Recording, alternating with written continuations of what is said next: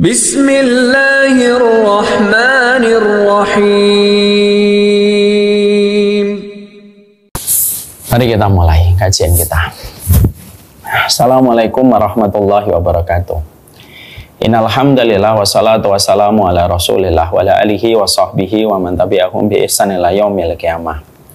Kepada seluruh yang hadir pada kesempatan hari ini, semoga Allah memberikan kepada kita kekuatan di dalam kita menapak jalan ibadah kita dan di dalam kita melakukan ketaatan. Tidak ada satupun yang memberikan kepada kita pertolongan atas ibadah yang kita selenggarakan kecuali Allah semata.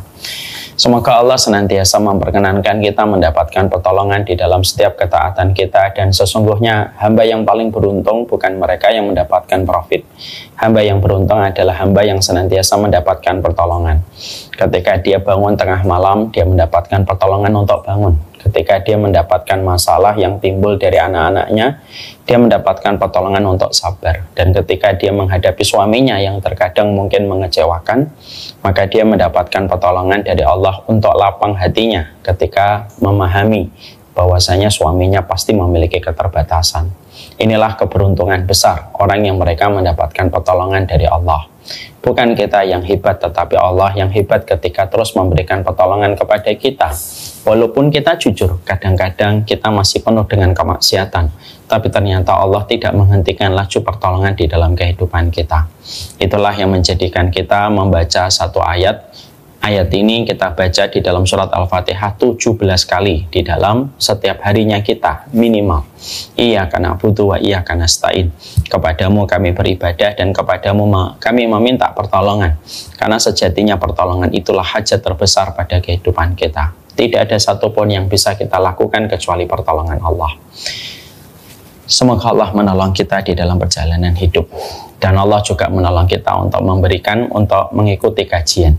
Tentunya kita ngaji bukan karena kita sok alim, kita ngaji bukan karena kita sok suci, bukan karena kita pengangguran.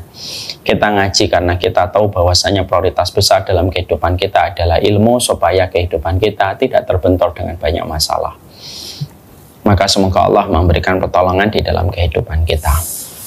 Alhamdulillah, tentunya senantiasa kita bersyukur kepada Allah atas setiap nikmat yang Allah berikan kepada kita. Karena sesungguhnya kesyukuran itu bukan bersifat anjuran, tetapi sesungguhnya kesyukuran itu bersifat kewajiban dan komitmen kita sebagai seorang hamba kepada Allah Subhanahu wa Ta'ala. Bukan tempatnya yang sempit, tetapi hatinya yang kurang lapang. Bukan rezekinya yang kurang, tetapi hatinya yang kurang bersyukur terhadap setiap nikmat yang sudah Allah berikan di dalam perjalanan kehidupan kita. Sesungguhnya kita tidak akan pernah bersyukur kalau kita indikatornya melihat rezeki yang Allah berikan kepada orang lain. Tapi kita akan senantiasa mudah bersyukur ketika kita senantiasa melihat betapa besarnya Allah telah memberikan kenikmatan di dalam kehidupan kita.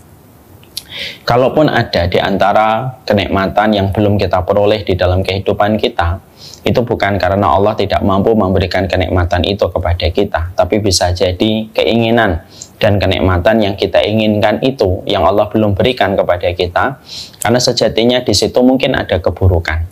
Karena sayangnya Allah kepada kita, Allah tidak memberikan kenikmatan itu kepada kita supaya kita tidak mendapatkan kecelakaan ketika mendapatkan kenikmatan dan keinginan itu. Analoginya sederhana, anak saya senang sekali dengan permen. Tapi kalau saya memberi permen tiap waktu, tentunya justru saya tidak sayang. Karena saya menjerumuskan anak saya kepada penyakit serius di waktu dia dewasa, ginjal ataupun cuci darah. Tapi karena sayang saya kepada anak saya membatasi permennya. Saya cuma memberikan hanya sekali saja dalam sepekan. Bukan karena saya tidak mampu memberikan permen yang banyak setiap harinya, tapi wujud cintanya saya kepada anak adalah justru tidak memberikan apa yang dia mau.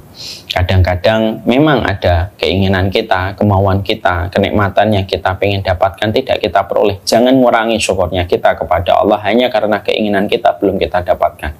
Karena pada keinginan yang belum kita dapatkan, bisa jadi karena Allah sedang menyelamatkan kita.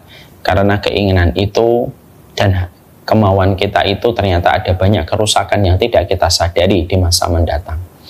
Atau yang kedua, bisa jadi kita belum mendapatkan keinginan. Itu disebabkan karena Allah memilih dan mencarikan timing yang tepat untuk memberikan keinginan itu di dalam kehidupan kita. Memberi hadiah itu sangat terpengaruh dengan timingnya. Ketika timingnya tepat, tentunya harga itu bermakna. Mungkin Allah belum memberikan keinginan kita, resolusi kita di tahun 2024. Kenapa kok banyak yang belum kita dapatkan? Mungkin Allah memberikan pada timing yang tepat supaya lebih bermakna apa yang Allah berikan kepada kita. Dan itulah perkara yang menjadikan kita paham. Bersyukurlah, karena sebenarnya kehidupan kita ini karunia. Kalaupun ada kenikmatan yang belum kita peroleh, itu cuma dua. Bisa jadi kenikmatan itu justru membawa kecelakaan untuk kita, atau bisa jadi Allah memberikan pada waktu yang tepat. Tetapi bersyukurlah, bukan nikmatnya yang kurang, tetapi syukurnya yang kurang ditambah. Bukan hatinya, bukan tempatnya yang sempit, tetapi hatinya yang kurang lapang di dalam memberikan makna pada setiap apapun yang Allah berikan kepada kehidupan kita. Jangan suka melihat kehidupan orang lain, karena ukuran kenikmatan dan kebahagiaan setiap orang dibuat oleh Allah berbeda-beda. Bukankah ukuran sandal kita berbeda? Bukankah pula ukuran sepatu kita juga berbeda? Begitu pula ukuran kebahagiaan setiap orang itu berbeda. Yang menyiksa kita, yang pertama adalah keinginan yang tidak ada habisnya. Yang menyiksa kita, yang kedua itu adalah ketika kita senantiasa mengukur kebahagiaan kita sebagaimana nikmat yang Allah berikan kepada kehidupan orang lain, yang sejatinya itu tidak akan pernah sama dalam kehidupan kita. Semoga kita menjadi hamba yang bersyukur setiap waktunya, setiap saatnya di dalam perjalanan hidup kita. Dan orang yang beriman, simple, orang beriman itu tidak pernah kehabisan alasan untuk bersyukur kepada Allah. Ibu-ibu yang semoga Allah rahmati dan Allah berkahi, tentunya saya pada kesempatan hari ini diberikan amanah untuk menyampaikan sebuah tema dari keluarga PWP Pertamina Cilacap tentang pentingnya silaturahmi dan menjaga hubungan baik. Ini akan menjadi sebuah tema yang akan kita kaji bersama. Semoga apa yang kita pelajari ini akan membawa keberkahan di dalam perjalanan hidup kita, dan kita bisa terapkan di dalam kehidupan kita sehari-hari. Tentunya ibu-ibu yang semoga Allah rahmati, kalau ibu-ibu hari ini terkumpul dalam satu komunitas besar bernama PWP Pertamina Cilacap, tentunya kita harus selalu ingat betul bahwasanya ketika kita menjadi seorang istri dari suami kita yang bekerja di sebuah instansi, mendapatkan rezeki itu merupakan sebuah kenikmatan. Hari ini penting untuk kita pahami, di balik ribuan orang yang hari ini belum mendapatkan pekerjaan dan belum mendapatkan gaji yang mapan dan stabil setiap bulannya. Bagaimanapun ibu ketika hari ini diberikan oleh Allah takdir yang manis, bagaimana ibu menemani suaminya bekerja pada pekerjaan yang halal, mendapatkan gaji dan mendapatkan kemapanan yang Allah berikan melalui profesi dan pekerjaan yang diselesaikan oleh suami kita, maka ini merupakan sebuah kenikmatan.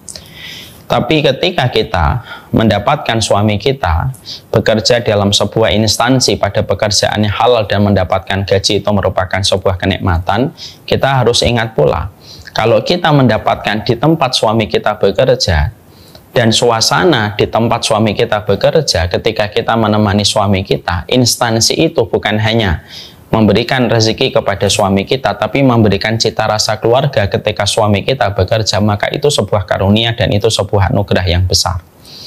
Karena apa? Banyak orang bekerja mendapatkan gaji, tapi belum tentu dia mendapatkan keluarga di tempat dia bekerja.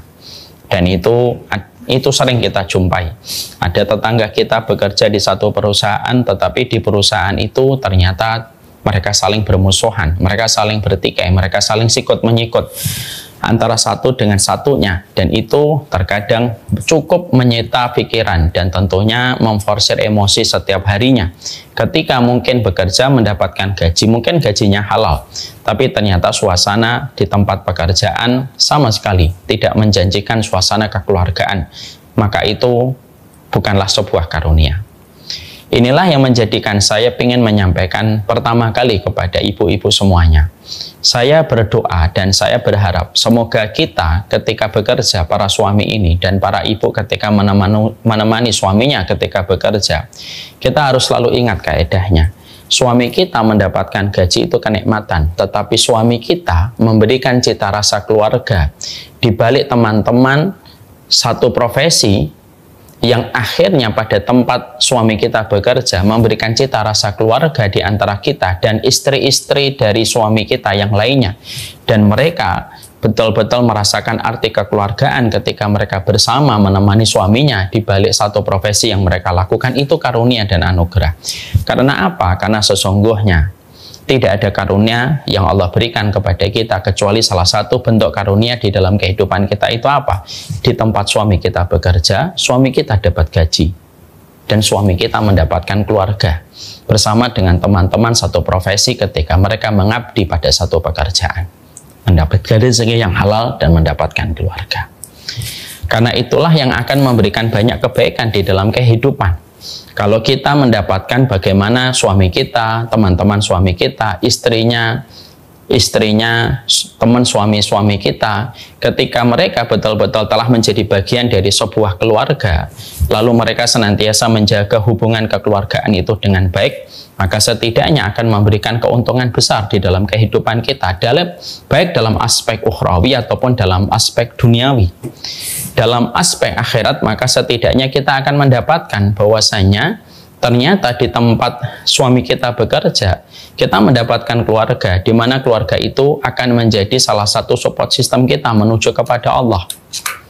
Ya, kalau suami kita bekerja, lalu dia mendapatkan teman-temannya, cita rasa sahabat. Kita pun ketika menemani suami kita, lalu ada istri dari suami teman-teman kita, dan kita menjadi keluarga, maka sesungguhnya kita akan mendapatkan keuntungan itu support system. Artinya bahwasanya kita saling bisa menguatkan di dalam kehidupan kita, supaya kita tidak lagi sikut menyikut, tidak lagi bermusuhan, dan tidak ada lagi yang saling menjatuhkan ketika kita paham ukuran takdir sudah, takaran rezeki sudah ditentukan oleh Allah, dan kita justru saling mencintai dan kita saling mensupport di dalam kebaikan.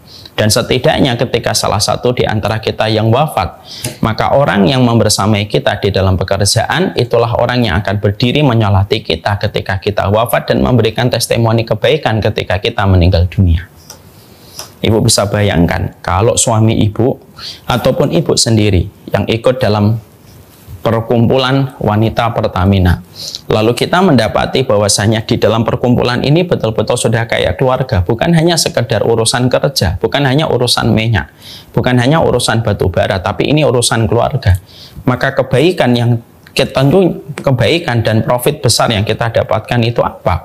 Nanti ketika kita meninggal dunia, orang-orang yang menjadi keluarga kita itulah yang akan menyolati kita, dan itulah yang akan memberikan testimoni kebaikan kepada kita kalau kita wafat, ketika kita bermuamalah dengan mereka bukan hanya sekedar urusan pekerjaan dan untuk mendapatkan gaji, tetapi ketika kita bermuamalah kepada mereka, walaupun kita tidak bertemu dengan nasab, tetapi kita sudah kayak keluarga, maka doanya mereka bermanfaat besar untuk kita, sholatnya mereka bermanfaat besar untuk kita ketika kita wafat, dan testimoni mereka itu bermanfaat besar untuk kita ketika kita wafat kalau kita mendapatkan keluarga di tempat kita bekerja, dan perkumpulan istrinya pun mendapatkan suasana keluarga di balik perkumpulan antara istri-istri para pekerja di satu pekerjaan. Makanya Masya Allah kita dapatkan hadis yang pertama ketika Nabi mengatakan kepada kita, man shalla alaihi arba'una rajulan la yusyrikuna billahi illa syafa'ahumullahu yaumal qiyamah. Tidaklah seseorang ketika wafat disolatkan sama 40 orang yang solih, yang tidak berbuat syirik, kecuali 40 orang yang solih itu akan bisa memberi syafaat, akan memberikan pertolongan kepada mayat yang mereka solati kelak pada waktu di hari kiamat dan ketika mereka di dalam kuburnya. Ibu bisa bayangkan kalau suami ibu meninggal dunia atau ketika ibu meninggal dunia, ibu betul-betul di dalam perkumpulan ini betul-betul sebagaimana keluarga. Kita tidak menghalalkan pertikaian, kita tidak menghalalkan permusuhan.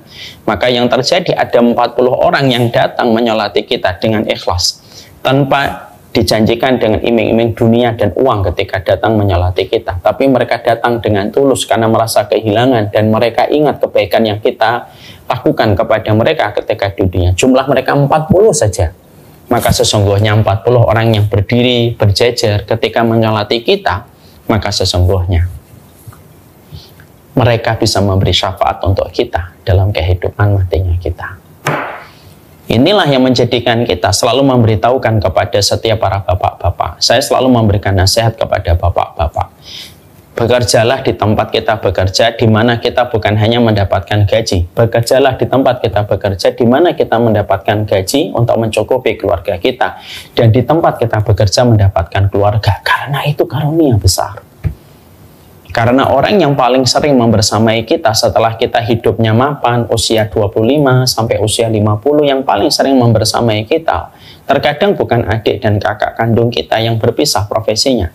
Tapi yang paling sering membersamai kita itu justru orang yang bekerja bersama kita 9 to 5, dari 9 sampai ke 5. Ketika mereka berjibaku dengan kita, bertemu dengan kita, bersua dengan kita setiap harinya. Maka sesungguhnya terkadang walaupun kita bukan saudara nasab dengan mereka, tapi kalau hati kita terikat sebagaimana keluarga, maka sungguh demi Allah, itulah perkara yang menjadikan kita berharap semoga teman-teman kita bekerja, istri-istrinya mereka, dan istri-istri kita ketika bersahabat dan berkeluarga dengan istrinya teman-teman kita, maka itulah yang akan memberikan kebaikan. Kalau mereka meninggal dunia disolatkan 40 orang, itu sudah bisa mendapatkan syafaat dari 40 orang yang menyolat. Makanya sering saya berkatakan, cek handphone kita. Ada nggak 40 orang yang kita terus menata treatment kita, muamalah kita dengan mereka, yang mana kalau mereka itu mendapati kita meninggal dunia, mereka yang datang pertama kali untuk menyolatin kita dan merasa kehilangan ketika kita wafat. Kalau ada 40 orang yang solih, mereka tidak berbuat syirik, mereka sudah jadi keluarga, walaupun mereka tidak bagian dari nasab, dari adik dan abang kita secara nasab, tapi mereka sudah kayak keluarga, beruntung. Minimal 40 kata Nabi. Kalau 40 itu betul-betul kita dapatkan, maka itu keberuntungan yang kita jumpai. Kalau kita di tempat bekerja bukan hanya dapat gaji, tapi kita mendapatkan keluarga. Makanya di Pertamina ini, di PWP, saya tentunya berdoa ini bukan hanya tempat kita bekerja, tapi tempat kita mendapatkan keluarga. Dan itu profit yang pertama kita dapatkan kalau kita menjaga hubungan baik dengan orang-orang yang ada sesama umatnya Rasulullah SAW. Dan maharnya kita untuk saling mencintai di antara ibu-ibu yang lain, yaitu adalah maharnya adalah iman kita kepada Allah dan Rasul dan kebaikan-kebaikan yang mereka lakukan. Mungkin terkadang kita tidak bersaudara di dalam iman, tapi kita bersaudara di dalam satu bangsa. Ya, maka itu yang pertama. Yang kedua, apa profitnya kalau kita betul-betul menjaga suasana di komunitas kita, di tempat suami kita bekerja, di tempat kita melakukan aktivitas profesi kita, kita mendapatkan keluarga di tempat itu. Yang kedua, kesaksian mereka itu akan menjadi kesaksiannya Allah di atas muka bumi ini, sebagaimana di dalam hadis riwayat yang sahih. Nabi itu, ibu-ibu, pernah beliau berdiri, pernah beliau dilewati sama jenazah. Ketika jenazah itu melewati beliau, para sahabat itu berkomentar dan memberikan testimoni khairan. Maka Nabi mengatakan wajabat.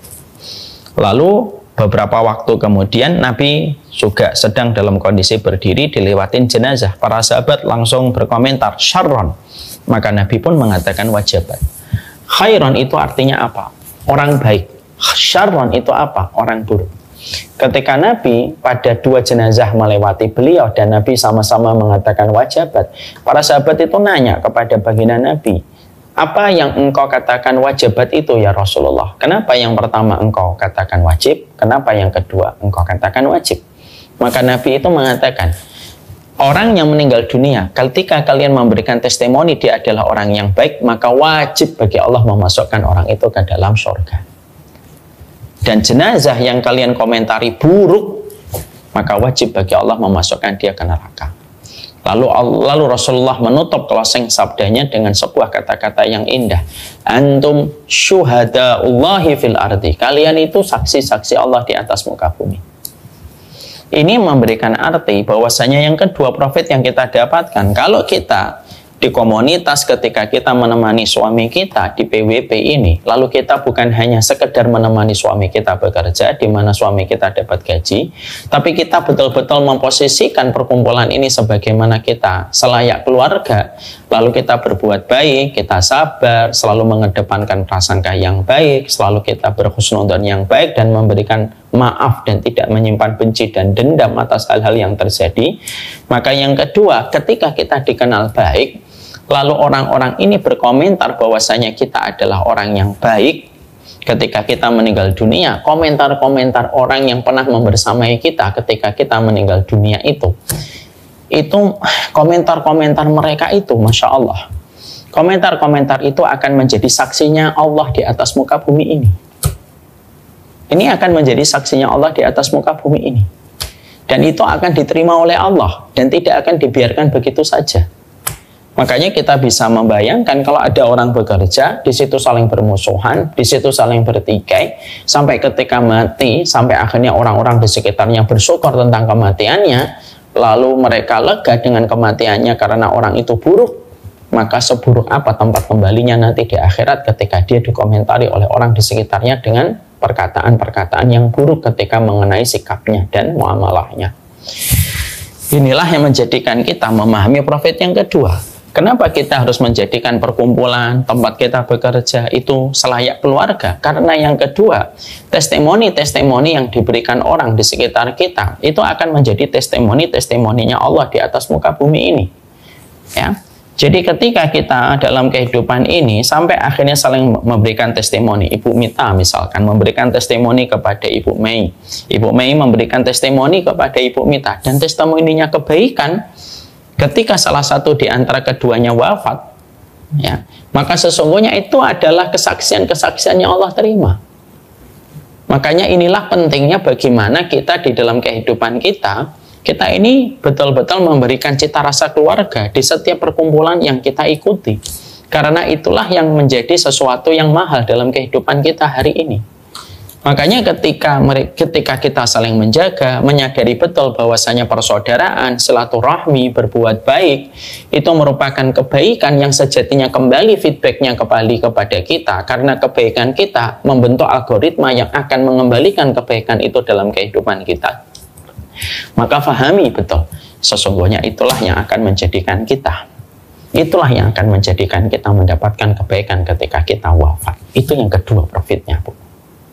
Kita tidak bisa, ibu-ibu, kita tidak bisa masuk surga itu hanya mengandalkan sholat kita. Jujur aja deh, sholatnya kita banyak yang tidak khusyuk. Kalau kita mengandalkan ke surga itu hanya bermodal dengan puasa sunnah kita, kapan sih kita puasa sunnah? Apakah tiap hari? Belum lagi ketika kita terkadang puasa sunnah diketahui teman kita, kadang-kadang hati kita diuji dengan keikhlasan.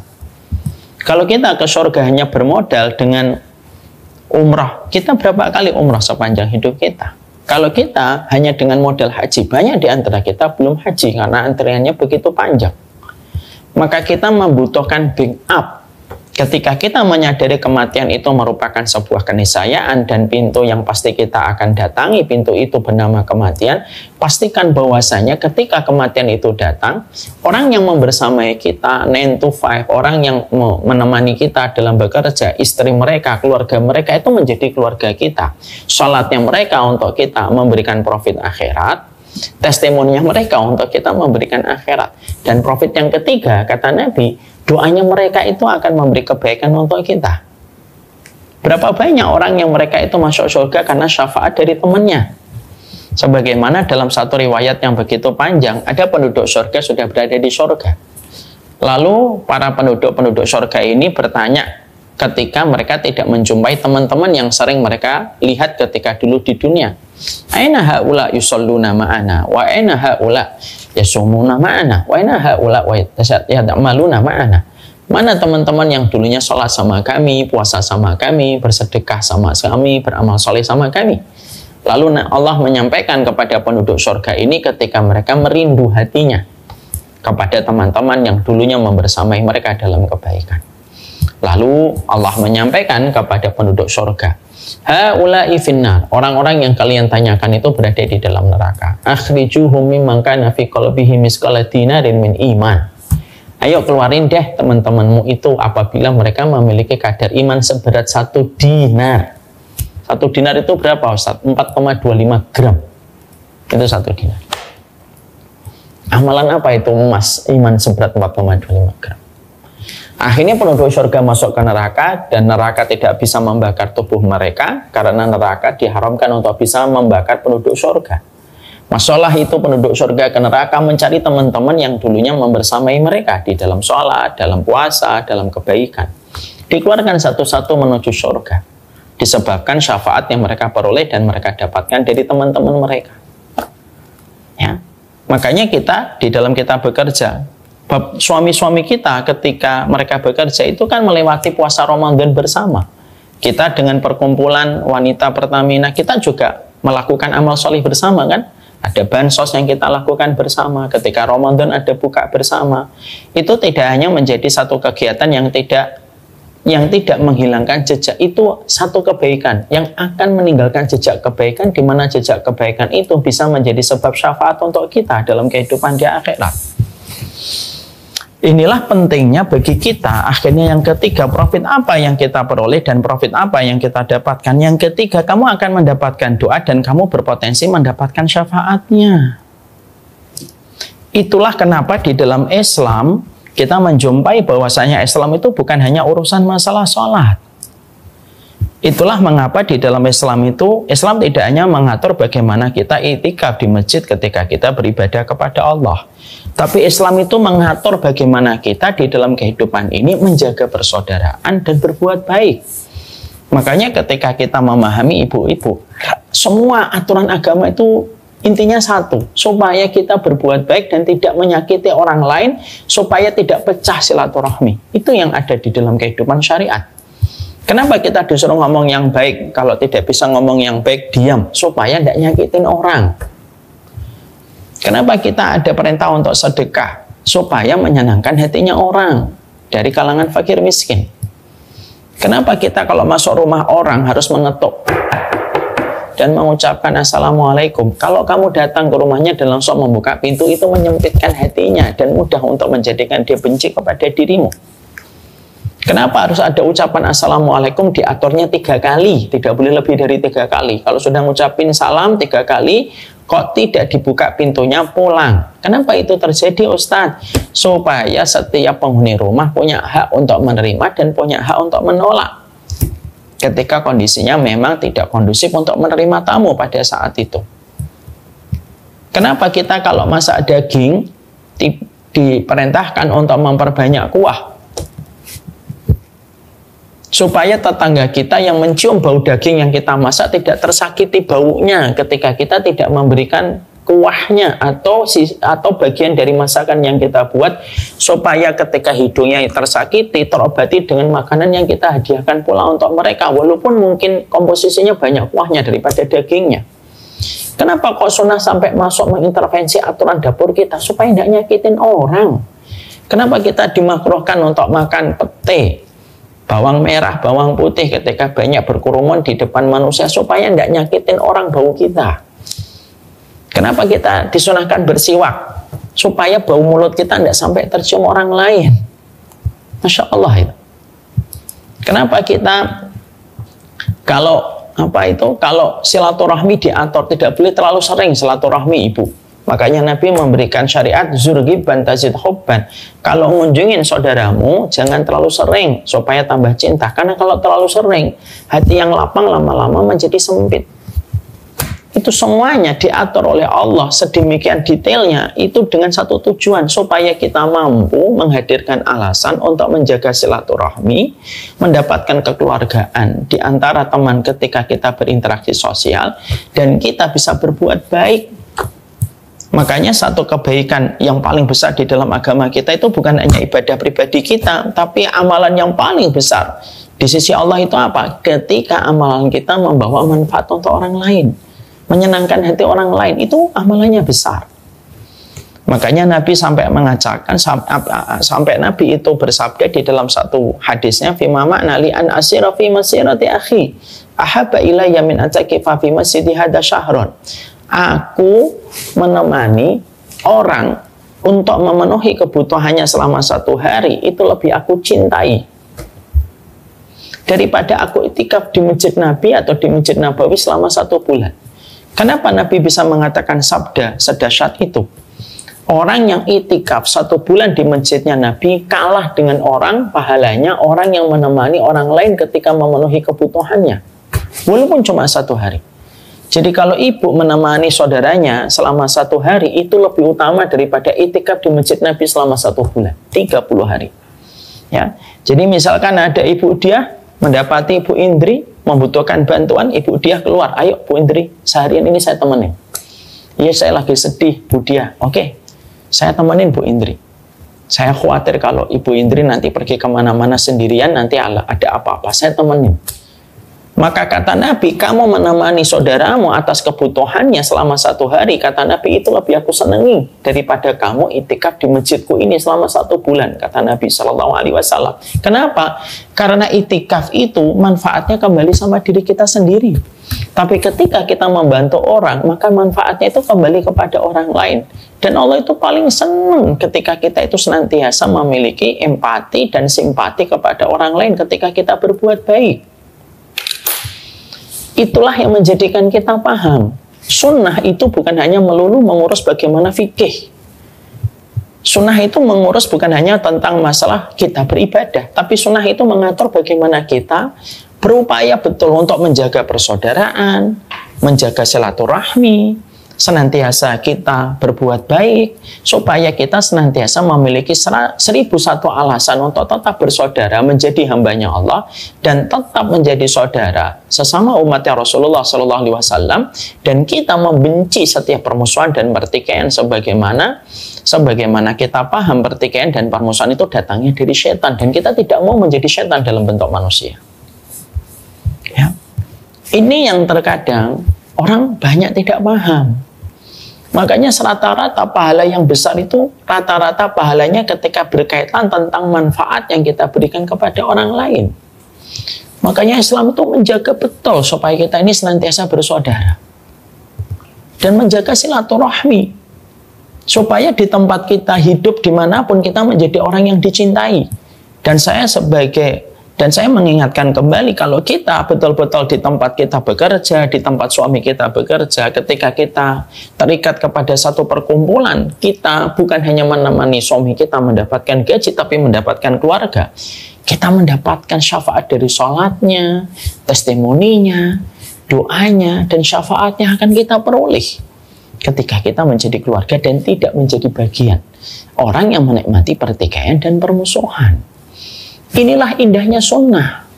Makanya di dalam kehidupan ini Nabi itu mewanti-wanti supaya kita tidak terlibat pertikaian yang mengacak-ngacak ukhuwah dan merobek-robek arti silaturahmi di antara sesama muslim dan sesama muslimah. Karena tidak ada orang yang paling membenci permusuhan yang terjadi di antara orang yang beriman kecuali adalah Nabi Muhammad SAW. Nabi itu satu pribadi lelaki yang begitu agung, yang paling tidak nyaman ketika mendapati umatnya itu saling berselisih dan bertikai. Dan pertikaian itu akan melahirkan banyak sekali kerusakan di dalam kehidupan. Akan melahirkan dendam, akan melahirkan kebencian, akan menghabiskan energi, dan tentunya banyak sekali zat-zat yang berbahaya yang bisa muncul dan tumbuh di tubuh kita ketika kita menghadapi suasana pertikaian dan permusuhan yang tidak ada habisnya. Saya baru tahu ya, kalau ternyata kortisol, salah satu pemicu kanker itu salah satunya bisa muncul disebabkan karena kebencian yang tidak berujung. Kebencian yang tidak berujung itu biasanya menyebabkan kortisol itu naik dan imun tubuh turun. Itulah saya tahu kenapa kalau Islam itu narasinya memaafkan, berbuat baik, lapang, berprasangka yang baik. Karena ternyata itu bukan hanya bicara tentang pahala, tapi bicara tentang kualitas kesehatan kita sebagai satu pribadi dalam kehidupan kita. Jadi inilah yang menjadikan kita akhirnya berkomitmen kuat pada kehidupan kita. Itu adalah sesungguhnya ketika kita menjalani kehidupan kita sebagai seorang hambanya Allah, jangan hanya memperhatikan sholat duhamu, jangan hanya memperhatikan semata-mata zikirmu. Sholat duhamu penting, zikirmu juga sangat penting, tapi bukan hanya itu, tapi memperhatikan bagaimana komitmen kita untuk menjaga persaudaraan, menjaga silaturahmi, supaya kita mendapatkan keluarga di antara sesama umatnya Nabi Muhammad SAW. Dan itu termasuk salah satu hal perkara yang begitu langka dalam kehidupan hari ini. Hari ini narasinya itu pertikaian terus, permusuhan terus. Sesama tim dakwah bisa bertengkar. Internal tim dakwah bisa bertengkar. Di tempat komunitas suami kita bekerja kadang-kadang ada kisruh dan ada pertengkaran. Ini kalau terus diikuti dan terus untuk diperhatikan, tidak ada ujungnya. Tidak ada ujungnya, Ibu. Dan justru yang akan menyempitkan hati kita. Karena kebencian itu selalu datang dari setan ketika kebencian kita kepada sesama orang yang beriman. Makanya perintahnya Allah itu apa? Kepada kita di dalam surat An-Nur ayat 22. Kita ini ketika berinteraksi kepada sesama manusia, maka kaedah umumnya, narasinya yang dipakai oleh Allah itu apa? Wal ya'fu wal yasfahu. Maafin, udahlah berlapang dada. Ala tuhibbuna yaghfirallahu lakum. Apakah kamu tidak suka kalau kamu memaafkan orang lain, kamu akan mudah dimaafkan sama Allah? Kenapa Allah bisa menyampaikan firman yang begitu lembut masuk ke hati kita? Udahlah maafin, lapang dada sama saudara-saudaramu itu. Ala tuhibbuna yaghfirallahu lakum. Apakah kamu juga tidak suka kalau Allah juga ngampunin kamu dan maafin kamu?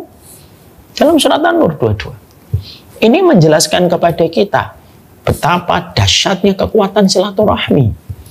Ya. Walaupun mungkin para ulama ada yang mengatakan silaturahmi untuk keluarga, ada yang mengatakan silaturahmi bukan untuk orang lain.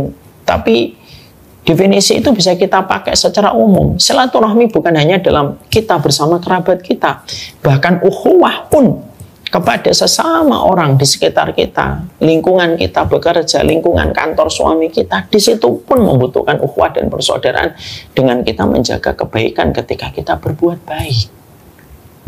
Islam itu satu, jangan nyakitin orang. Kalau kamu nggak bisa membahagiakan, jangan membuat dia sedih. Kalau kamu nggak bisa melapangkan, ya jangan menyempitkan dirinya. Kalau kamu tidak bisa mengembirakan, jangan menyusahkan dirinya. Intinya kan begitu. Ya kalau kita nggak bisa membahagiakan, ya jangan menyedihkan. Kalau kita nggak bisa melapangkan, ya jangan menyempitkan. Itu life hack-nya seorang muslim itu begitu dalam kehidupan kita. Ini kalau betul-betul diterapkan akan menciptakan suasana yang betul-betul kondusif. Anak yang tumbuh di satu keluarga ketika orang tuanya tidak banyak bertengkar, anak itu akan tumbuh harum ketika di masa dia dewasa. Suami kita kalau bekerja di tempat yang dia mendapatkan keluarga, bukan hanya dia mendapatkan gaji, dia akan lebih terjaga kesehatan mentalnya dan kesehatan psikisnya dan fisiknya. Ibu terlibat dalam satu komunitas dan ibu tahu di komunitas itu saling menjaga persaudaraan dan ingin menghadirkan arti kekeluargaan, ibu akan bahagia betul. Karena itu akan membawa dampak kebaikan di dalam kehidupan kita. Permusuhan itu menguras energi. Permusuhan itu emosi yang tidak tuntas. Dan kita harus ingat apa yang dikatakan para psikolog. Penyakit fisik itu biasanya adalah karena emosi yang tidak tuntas. Itulah kenapa narasi dalam Islam itu damai, baik, maafin, mintalah maaf. Selalu narasinya begitu di dalam Quran. Bukan karena ini menceritakan tentang sisi pahalanya doang. Perintah agama bukan hanya dipahami dari sudut pandang fikih, tapi perintah-perintah agama itu dipahami lebih jauh. Oh, ternyata perintah-perintah ini tuh membawa kesehatan dalam kehidupan kita. Terkadang penyakit seseorang itu berat, lalu ketika dia belajar memaafkan, penyakit beratnya itu disembuhkan oleh Allah. Itulah indahnya ketika kita senantiasa menjaga ukhuwah, menjaga silaturahmi di dalam kehidupan kita. Dan kita memang betul-betul berbuat baik, bukan hanya kepada keluarga kita secara nasab, tapi kita berbuat baik kepada orang yang sejatinya tidak mendolimi dan tidak berbuat jahat dalam kehidupan kita. Itulah yang kita inginkan. Mendapatkan gaji ketika bekerja itu nikmat, tapi mendapatkan keluarga di tempat kita mendapatkan gaji itu karunia dan itu anugerah besar di dalam kehidupan kita. Sekarang kita bahas, setelah kita memahami ini, mungkin kita bahas apa yang menyebabkan akhirnya gagalnya silaturahmi dan akhirnya terjadilah pertikaian dan permusuhan. Sebagaimana kita jumpai hari ini, banyak pertikaian dan banyak permusuhan terjadi di mana-mana. Bukan hanya kepada satu komunitas, bukan hanya di tempat kita bekerja, Bahkan di tempat-tempat kebaikan di masjid pun banyak kita menjumpai pertikaian dan permusuhan dan tidak terjaganya ukhuwah dan tidak terjaganya silaturahmi. Apa sih yang menjadikan ini tidak bisa terjadi? Ada beberapa sebab. Mari kita mencoba untuk melihat supaya kita mampu menasihati diri kita. Jangan sampai kita memiliki hal-hal ini yang bisa merusak kenikmatan kita untuk menjadi seorang muslim yang bersaudara dan menikmati kehidupan kita dengan lapang hati tanpa ada pertikaian dan permusuhan.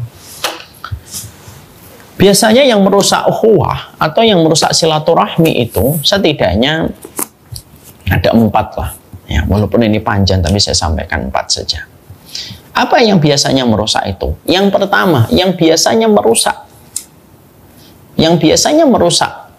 arti kekeluargaan, arti kebersamaan dalam kehidupan kita. Itu yang pertama adalah ketika kita selalu menajamkan urusan fikih dan menjadikan urusan fikih itu menjadi sebab kita memberikan loyalitas ketika kita mendapatkan yang satu frekuensi dan meletakkan permusuhan ketika kita mendapatkan orang itu tidak satu frekuensi dengan kita. Udah. Kalau sudah menempatkan fikih menjadi nomor 1, mengalahkan keimanan seorang muslim ketika dia menjadi hambanya Allah, akhirnya kita akan terus bermusuhan dan bertikai. Dan tidak akan tercipta nuansa persaudaraan, Ibu. Padahal fikih itu luas, yang sempit itu hati kita. Tidak bisa kita membatasi fikih menurut satu pendapat, sebagaimana setidaknya ada 4 madhab besar yang diakui dan diikuti mayoritas masyarakat muslim dunia. Imam Abu Hanifah, Imam Malik, Imam Syafi'i, Imam Ahmad. Masalah fikih itu luas, yang sempit itu hati kita. Fikih itu luas, yang sempit itu hati kita. Jangan pernah lupa tentang kata-kata ini. Dan biasanya yang menjadikan kita tidak bisa menjaga silaturahmi itu apa? Karena perbedaan fikih menjadikan kita meletakkan permusuhan. Tapi kalau kita mendapatkan frekuensi yang sama, persis dengan kita meletakkan loyalitas dan kecintaan. Ya tidak bisa. Kecintaan itu diletakkan di atas kaidah keimanan. Bukan dalam kaidah fikih ketika kita 100% sama. Ya. Ada terkadang saudara kita dengan berbagai macam kekurangannya, tetapi dia memiliki kelebihan di sisi Allah yang mungkin kita tidak sadari. Kalau fikih itu selalu ada. Selalu ada. Selalu ada celah untuk kita berbeda. Saya dalam pilihan fikih saya, apakah sama dengan pilihan fikihnya ustadz yang lain? Kadang-kadang kita tidak sama. Tapi selama kita tidak menjadikan fikih menjadi standar kita untuk saling mencintai, kita masih bisa ketemu, masih bisa saling ngopi, kita masih saling bisa untuk keep in touch, untuk mengetahui kabarnya. Kenapa? Ya karena masalah fikih itu bukan kaidah kita untuk meletakkan persaudaraan. Kaidah kita meletakkan persaudaraan itu kaidahnya keimanan dan ketika dia berbuat baik. Jadi akhirnya jangan sampai kita ini fanatik sama pendapat fikih, lalu akhirnya pendapat fikih itu menjadikan kita gampang menghujat, gampang merendahkan orang. Ya tidak akan pernah terjadi arti persaudaraan ketika kita senantiasa memprioritaskan fikih, lalu kita mengkerdilkan arti keimanan yang dimiliki saudara kita, walaupun berbeda fikihnya dengan kita. Ya. Jadilah air yang sifatnya mengademkan, jadilah jarum yang sifatnya itu merekatkan. Jangan menjadi api yang sifatnya membakar hati menjadi gosong. Jangan menjadi gunting yang sifatnya itu merobek ukhuwah dan persaudaraan dan silaturahmi. Jadi kadang-kadang jangan sampai di antara komunitas ini hanya karena beda fikih itu lalu kita berkelompok-berkelompok. Yang sana mengatakan Wahabi, yang di sana mengatakan Ahlul Bid'ah. Sampai kapan? Yang di sana dikatakan Ahlul Bid'ah lalu mengatakan kembali Wahabi. Yang di sini mengatakan apa? Ahlul Bid'ah. Tidak selesai. Siapa yang akan paling terkena dampaknya kalau kita menjadi orang tua hari ini selalu memperlihatkan permusuhan? Anak-anak kita yang akan menjadi korbannya. Anak-anak kita sekarang tidak nyaman belajar agama karena mereka mendapati orang yang belajar agama itu sering bertikai dan sering bermusuhan. Mereka larinya apa? Larinya ke berbagai macam entertain. Pokoknya bukan politik, pokoknya bukan konten agama. Itu yang mereka paling hindari. Kenapa? Mereka sudah muak melihat pertikaian dan permusuhan. Itu pula yang menjadikan saya memberikan konsep sama putra-putri saya itu salah satunya adalah mereka sudah mulai paham terhadap pendapat-pendapat yang terkadang tidak sama dengan pendapat yang mereka lihat dari abinya. Karena yang menjadikan rusaknya persaudaraan itu, rusaknya silaturahmi, dan akhirnya kita tidak bisa berbuat baik itu apa? Kita menjadikan fikih menjadi dasar loyalitas untuk mencintai dan tidak mencintai. Lalu kita fanatik, buta terhadap pendapat-pendapat itu. Menganggap ustadznya 100% klop dengan Nabi dan menganggap ustadz siapapun yang tidak sama dengan ustadznya, dia seakan-akan berbeda dengan Nabi. Itu sudah berat. Itu sudah berat. Ya. Makanya kita harus paham bahwasanya Islam itu memaklumi perbedaan. Ya, Islam itu memaklumi perbedaan. Selama perbedaan itu selalu ada di dalam koridor-koridor referensi dan literasi yang ada di dalam kitabnya para ulama. Makanya akhirnya yang pertama, apa yang menjadikan kita tidak bisa menjaga silaturahmi di tempat kantor, di tempat komunitas, di masjid gitu. Kalau kita sudah fanatik kepada pendapat kita, sudah sulit. Maunya didengar, tidak mau mendengar. Maunya diikutin, tapi tidak pernah mau belajar untuk ngikutin. Maunya dihormatin, tapi tidak mau belajar untuk menghormati. Ya beratlah, kayak gitu. Agama ini tidak bisa menyatukan orang yang selalu merasa tinggi dengan pendapat-pendapat fanatiknya. Karena itu tidak akan selesai selama-lamanya. Ya, jadi berbeda itu fitrah, bersatu itu perintah, itu yang dikatakan oleh Allah. Janganlah kita hanya masalah fikih lalu kita hujat, kita cela, kita bodoh-bodohkan, kita sesat-sesatin. Nggak akan selesai kita bicara tentang masalah fikih kalau sudah kita berkeinginan untuk menjaga silaturahmi di antara sesama manusia dan sesama umat yang Nabi Muhammad SAW. Fanatisme itu merusak. Fanatisme itu merusak. Sama ibu punya benih yang bagus di tanah yang subur, tapi kita biarkan rumput-rumput liar tinggi hidup di sekitar benih yang kita tanam, benih itu akan mati. Kenapa? Asupan air yang harusnya dia dapatkan diambil semuanya oleh rumput-rumput liar ketika kita biarkan. Itu yang pertama. Yang kedua, persaudaraan itu pecah. Silaturahmi itu akan pecah kalau kita sudah mendolimi orang. Kalau kita sudah berani mendolimi orang, nyakitin orang, tidak akan bisa terjaga silaturahmi. Makanya di dalam agama kita, aturan keras, aturan tegas dipasang oleh Nabi. Siapapun yang mendolimi dia hutang, dan siapapun yang berbuat dolim akan dibalas oleh Allah.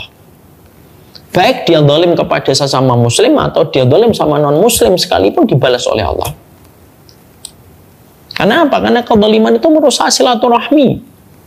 Kalau sudah menyakitin itu merusak silaturahmi. Makanya tidaklah orang berbuat dolim kecuali dia berhadapan langsung dengan Allah. Karena orang yang berbuat dolim, dia telah menyobek tirai antara dirinya dengan Allah dan dia berhadapan langsung dengan Allah. Walaupun orang yang dia dolimi tidak bisa membalas kelakuan dia, Allah yang akan membalaskan kelakuan itu kepada orang yang mendolimi. Ada sebuah kisah bagus sekali, Ibu. Ada seorang nelayan dapat ikan besar, dia jalan di pinggir pantai dan dia ingin membawa ikan itu pulang ke rumah. Biasanya dia jual ikan, tapi pada saat itu momennya dia tidak ingin jual ikan. Ikannya gede dan dia ingin masak bersama keluarganya. Lewatlah seorang laki-laki yang memiliki kuasa, lalu memukul nelayan itu, lalu meminta nelayan itu menjual ikan itu, tapi nelayan itu tidak mau menjual.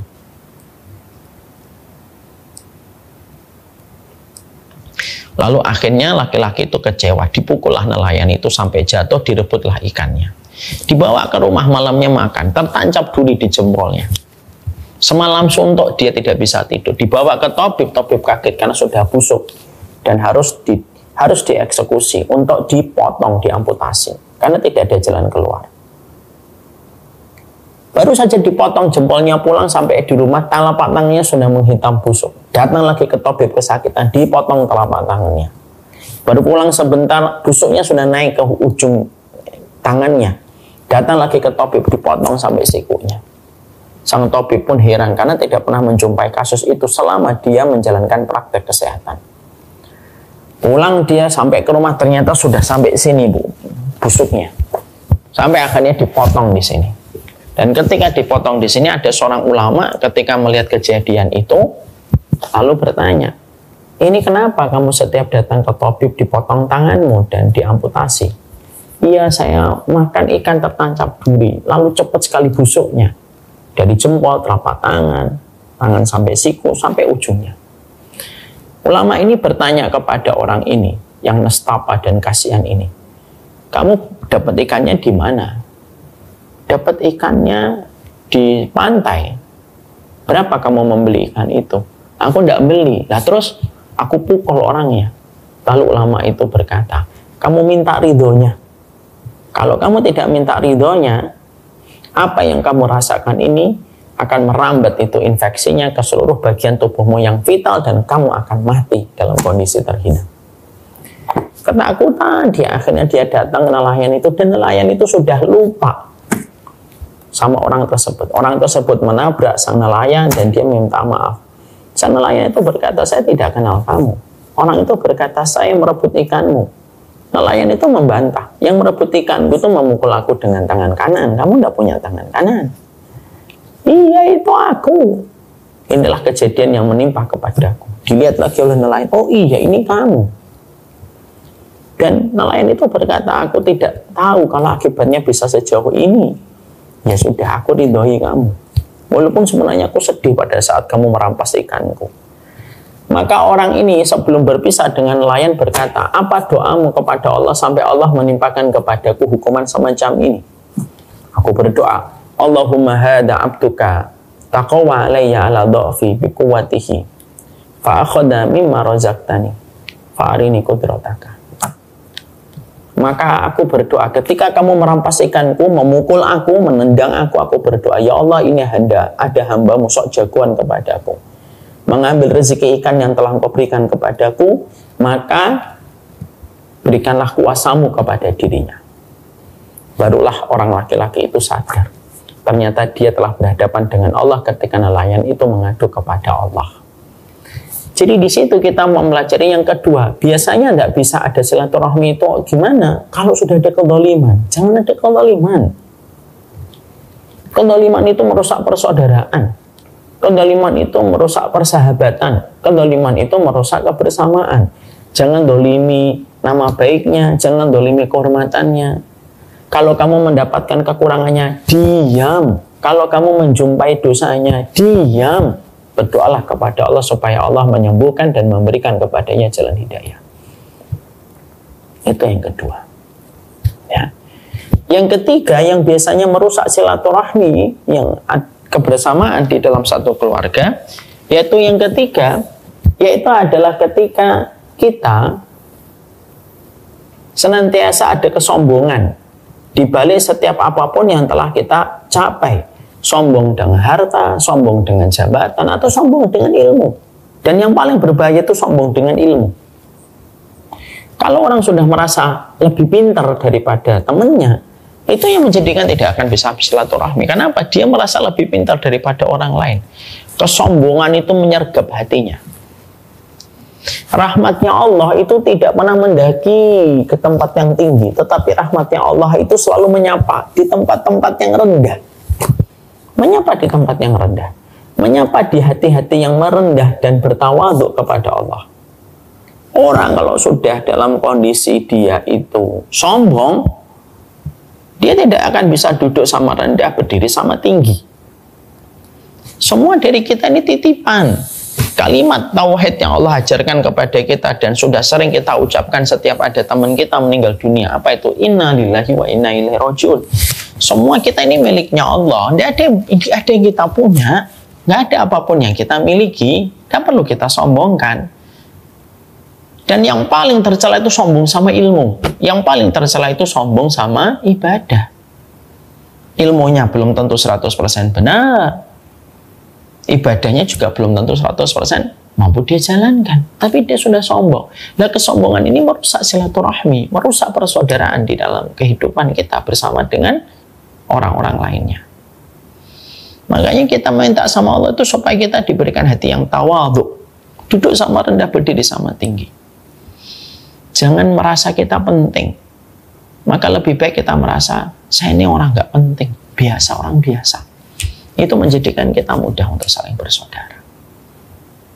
Ya, itu yang ketiga. Yang terakhir, yang keempat. Apa perkara yang merusak persaudaraan?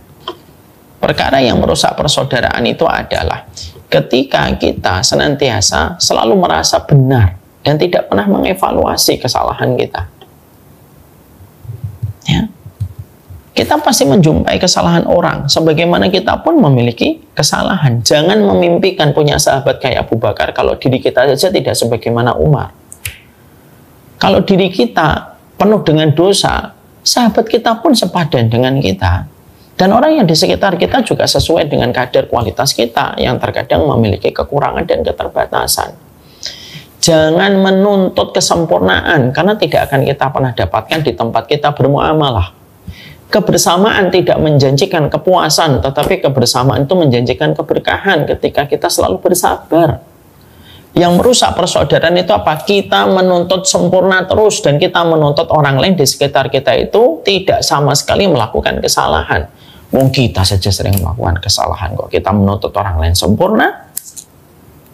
Silaturahmi tidak menjanjikan kepuasan, tapi pasti memberikan keberkahan. Jadi kalau ada di antara teman-teman perkumpulan ini, PWP ini, ada yang terkadang salah, ada yang terkadang sikapnya kurang benar menurut kita, ya wajar, maafkan. Sebagaimana kita juga ingin dimaafkan oleh mereka dan kita ingin dimaafkan sama Allah. Kalau ada orang ibu-ibu, kok sampai dia berteman 30 tahun, jangan dilihat bertemannya. Yang kita lihat itu apa? Sudah berapa kali mereka saling memaafkan. Kalau kita ngelihat ada orang nikah 50 tahun, golden marriage, itu jangan kita lihat 50 tahunnya. Kalau ada suami istri bertahan sampai 50 tahun, yang kita lihat, yang kita tidak lihat di balik mereka tersenyum walaupun mereka sudah rentah, tetapi mereka masih bisa saling menggoda. Itu simpel. Sudah berapa kali mereka saling memaafkan? Karena mereka nggak menuntut kesempurnaan. Tidak bisa kita menuntut kesempurnaan dalam hidup. Makanya kalau ada orang berkata, saya ingin semua orang di sekitar saya itu tidak melakukan kesalahan. Kita aja melakukan kesalahan kok. Man talaba akhan bila aibin baqiya bila akhin. Siapapun yang mencari teman, orang yang mencari saudara, yang mana syaratnya tidak punya kesalahan, dia tidak akan pernah punya teman. Kenapa? Karena tidak ada manusia yang tidak punya kesalahan. Kaidahnya simple kok. If you don't accept my words, you don't deserve my best. Ya, kalau kamu nggak menerima kekuranganku, ya kamu tidak pantas menerima kelebihanku. Maka yang keempat yang menjadikan kita terkadang susah untuk silaturahmi itu apa? Kita menuntut kesempurnaan. Kita maunya di WBP ini nggak ada yang berbuat salah, tidak bisa. Semuanya nyenengin kita, tidak bisa. Terkadang kita menghadapi keputusan-keputusan atasan. Terkadang keputusan itu terkadang tidak melegakan hati kita. Ya sudah, menjaga kebersamaan saya ikut. Walaupun saya tidak sesuai dengan apa yang saya mau. Sabar, karena menjanjikan keberkahan bagi mereka yang sabar. Kalau 4 perkara ini kita jaga, insya Allah, disitulah kita akan mendapatkan bahagia. Bahagia itu apa? Di tempat kita menemani suami kita, bekerja dan mendapatkan gaji mencukupi kebutuhan kita sehari-hari, di situ kita mendapatkan keluarga. Siapapun yang telah mendapatkan keluarga dalam silaturahmi dan di dalam dia menjaga ukhuwah, saudaranya adalah saudara-saudara muslim yang tidak terlibat dalam nasab dan tidak terikat dengan nasab, tapi mereka kayak saudara, kita mendapatkan 3. Ketika disolati mereka 40 orang memberi syafaat untuk kita.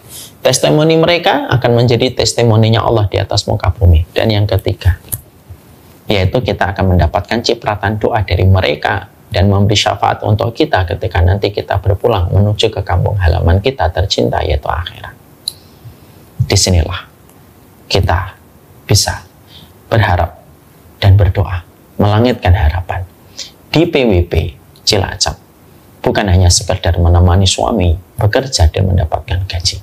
Di PWP Pertamina Cilacap, kita berdoa semoga kita pun mendapatkan keluarga, saling menguatkan, saling bersinergi, saling berkolaborasi, tidak saling berkompetisi, tidak saling menjatuhkan, untuk sama-sama menuju kepada surganya Allah seluas langit dan bumi. Surganya Allah itu seluas langit dan bumi. terlalu sepi kalau hanya kita doang yang masuk surga.